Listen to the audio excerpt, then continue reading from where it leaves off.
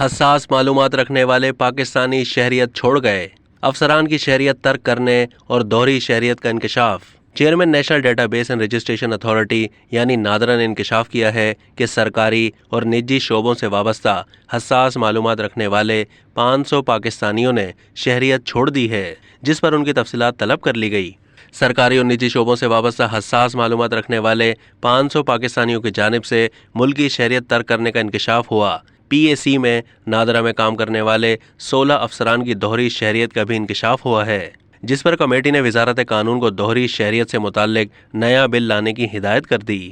اجلاس میں وزارت داخلہ کی آڈٹ رپورٹ کا بھی جائزہ لیا گیا اور اسی دوران افغان مہاجرین کے حوالے سے استفسار پر چیئرمین نادرا طارق ملک نے بتایا کہ افغان مہاجرین کی رجسٹریشن کے لیے آن لائن اپلیکیشن فارم کے ساتھ ساتھ فنگر پرنٹس کا حصول شروع کر دیا گیا ہے۔ اب تک کے لیے اتنا ہی۔ مزید معلومات کے لیے ڈیلی جنگ کے یوٹیوب چینل کو سبسکرائب کیجیے۔